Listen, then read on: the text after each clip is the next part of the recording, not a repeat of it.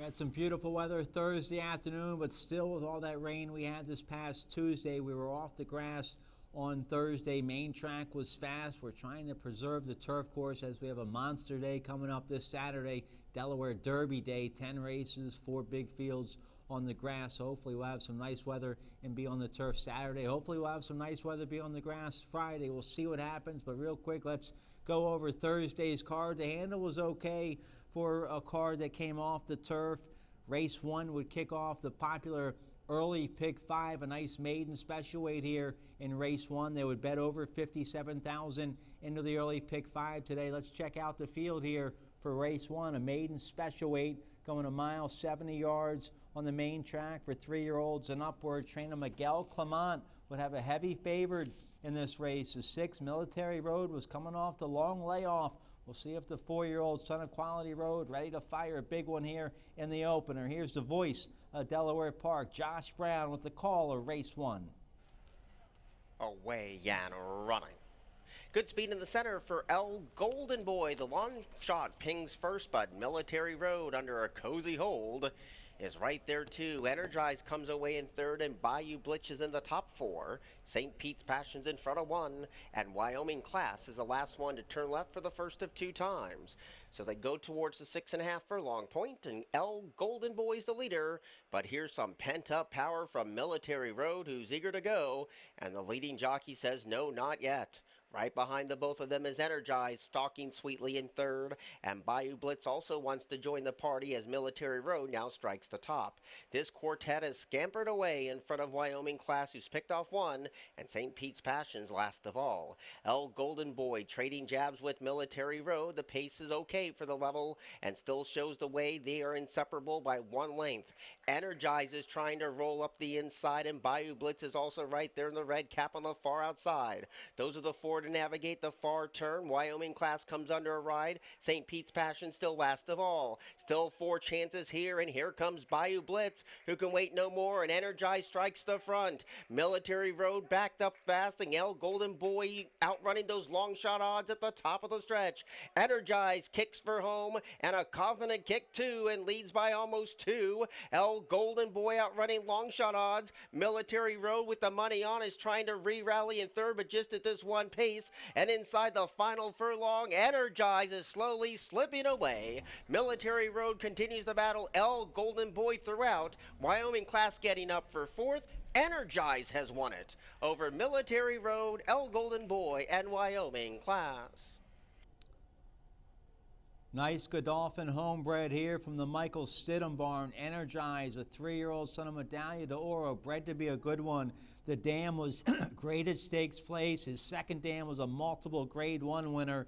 So keep your eye on Energize. He could be a real nice horse, a $7 winner in the opener. Today was first time blinkers, so Energize has found his best stride for Michael Stidham. That's the 7th win of the meet for the Michael Stidham barn and 13th win of the meet for jockey Julio Hernandez. Let's turn the page here. Race 2 would kick off the early pick 4. We're going 5.5 furlongs on the main track here in race 2. Nice 8,000 starter allowance for 3-year-olds and upward. Jamie Ness would have the heavy favorite here. The 2, He's in Charge, would go off 1-5 with Paco Lopez aboard. Let's see what happens here in race 2.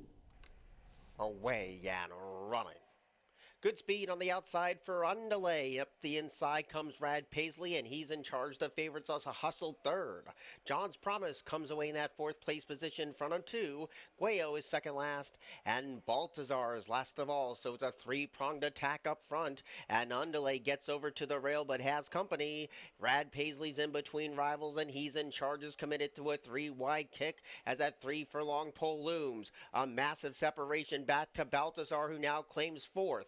5/16 to go. Undelay trying to stand that ground, but here comes He's in Charge on the far outside. Rad Paisley's in for the fight, and Baltazar's deep on the track battling John's Promise and Guayo as they turn for home. Still these 3 at the across the course. He's in Charge trying to put that nose in front. Rad Paisley's running a big race today. Right there is Undelay. Guayo's closing in from out of the clouds. He's in Charge holding on for dear life. Guayo continues a mid-track charge. Here comes Guayo trying to beat He's in Charge. Here's the result. He's in Charge. Got it by a neck. to beat Guayo Red Paisley at Underlay.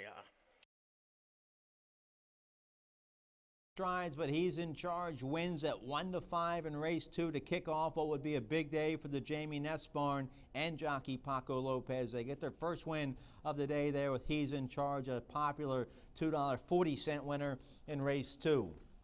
Race 3 today would kick off the middle pick 5. We had a nice carryover, a little shy of 6,000 in the middle pick 5 carryover. They would bet over 48,000 new money into the middle pick 5 starting in race 3. We're off the turf, going a flat mile on the main track. Maiden claiming 25,000 for filly and mares 3 and up. Let's see what happens here in race 3 to kick off this middle pick 5. Away and running. Good inside speed from Lyric Streak. Then Indie Universe is right there too, and Go Alice Go guns over to the inside to save some ground. Tale of Power came away in 4th. The deepest runner is CC Foxy. In between rivals, Placery has 2 beaten. Padrino's Gold was reluctant to load, and Lord's Lady is last of all. So Lyric Street, she sets a high octane pace here and shows away 3/4 of a length. Indie's Universe is right there, saddling up to that runner in 2nd, and deep on the track is CC Foxy. Tale of Power is in that 4th place position. Placery's also on the move, and up the inside is Go Alice Go. Second last is Lord's Lady, and Padrino's Gold still whips them in. They go down to the 4.5 furlong point, and Indie's Universe takes the battle to Lyric Streak. They continue to trade jabs with 4 furlongs to go. CC Foxy's off the rail, a clear 3rd. Go Alice Go tries to take that position away as they go into the far turn run, and Lord's Lady is coming alive in that 5th place position and means business too. Here's the 5/16 pole. Indie's Universe and Lyric Streak continue to battle, but here comes a big threat from Lord's Lady on the far outside. There's a 1/4 to go, and Lord's Lady's in 3rd and continues these giant strides at Indie's Universe and Lyric Streak at the top of the stretch. And here comes Lord's Lady with a mid-track burst, and that's the winner, and she is gone. Lyric Streak backpedals to 2nd. Indie's Universe has nowhere to give, and holding 4th for the moment is Go Alice Go, but 9-5 look like easy money into the far turn. Lord's Lady just whacked the opposition today over Lyric Streak, Indie's Universe, and Padrino's Gold. Jamie Rodriguez would pick up the winning mount here on Lord's Lady. 3-year-old daughter of Lord Nelson breaks her maiden today for Warwick Stable and trainer Ferris Allen. Lord's Lady would pay $5.60 to kick off the middle pick 5. All right, let's take a look here at race 4. Race 4 would start the late pick 5. We're going 6 furlongs in the 4th, claiming 15,000 3 and up. Beaten claimer 15,000 3 and up. Let's see what happens here in race 4. Away and running. Blowing the start was Majestic Tiger. Good speed for You Kidding Me. Magic Spin is right there too. And now Pressure does just that on the far outside. Mean Tweets was the one who was reluctant to load. And One Way Fear came away in 5th. And Majestic Tiger tries to pass that rival and does. So pace of plenty here with Magic Spin showing him the way. It's only 3/4 of a length. You Kidding Me is right there on chase mode in 2nd. Pressure's committed to a 5-wide kick around the far turn. Majestic Tiger starts to get going up the inside. Mean Tweets has 1 beaten, and One Way Farrier's dropped to the tail, midpoint around the 1 and only turn. Magic Spin continues to lead, but Majestic Tiger, despite a terrible break, is right there in a feisty mood. Pressure is 3 wide, and trying to close in is the gray One Way Farrier at the top of the stretch. Magic Spin with the money on, kicks for home, and leads by 1 open length. Majestic Tiger continues to give game chase in 2nd. Deep on the track is Pressure inside the furlong pole. Magic Spin is holding on bravely. Majestic Tiger's running a big race today, but couldn't beat the 1-2 favorite when everything was said and done. Magic Spin has won it. Majestic Tiger 2nd, One Way Farrier 3rd, and Pressure weakened to 4th. Magic Spin would go off 1-2, and the 7-year-old got his 11th lifetime win this afternoon. Nice ride there, Ricardo Chappie for trainer Bruce Kravitz. That's the 5th win of the meet for the Kravitz barn. They're off to a good start. Magic Spin would pay $3 there in race 4.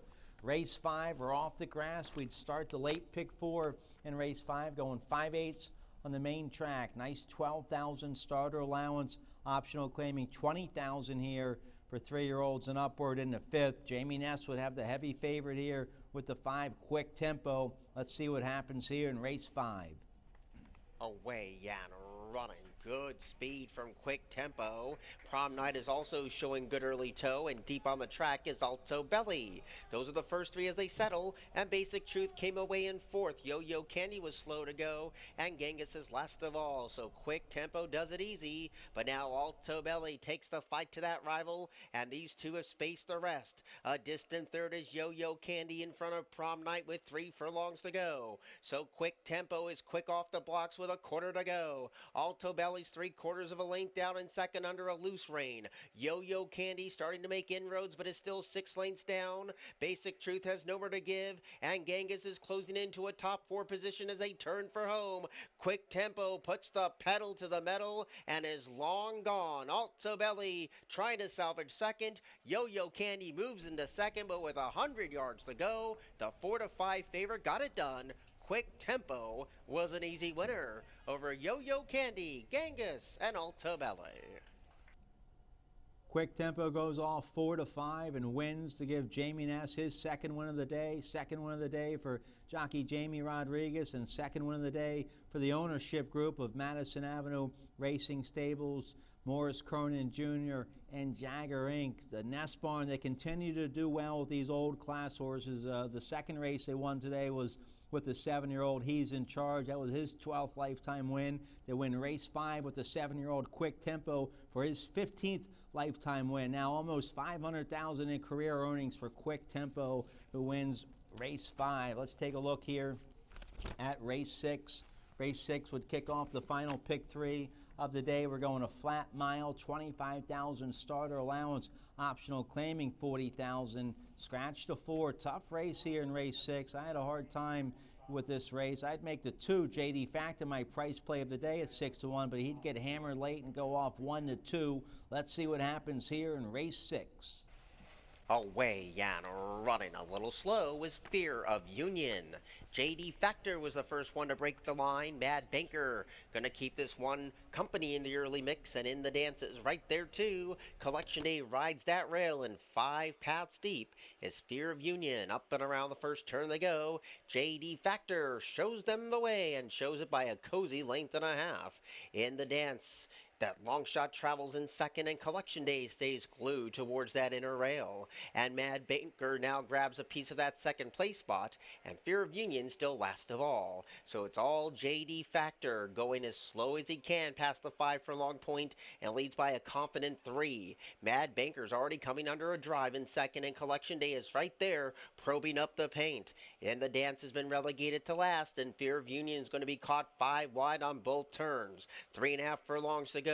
JD Factor 1-2 at last glance, holding on to a 1-length lead. Mad Banker gets reminders to get closer to the speed. Fear of Union's tacking onto the both of them. Collection Day slowly drops away, and in the dance right now is a non-threatening 5th. Here's the quarter pole, and JD Factor trying to slip away from the opposition gets a reminder and now kicks away bravely at the top of the stretch. JD Factor unleashes the brakes and leads by 2. Collection Day comes scampering up the fence. Mad Banker has nowhere to give. Fear of Union blew it at the start, and inside the final concluding stages, Paco hasn't moved a muscle. JD Factor lived up to the 1-2 hype and looked good in victory today.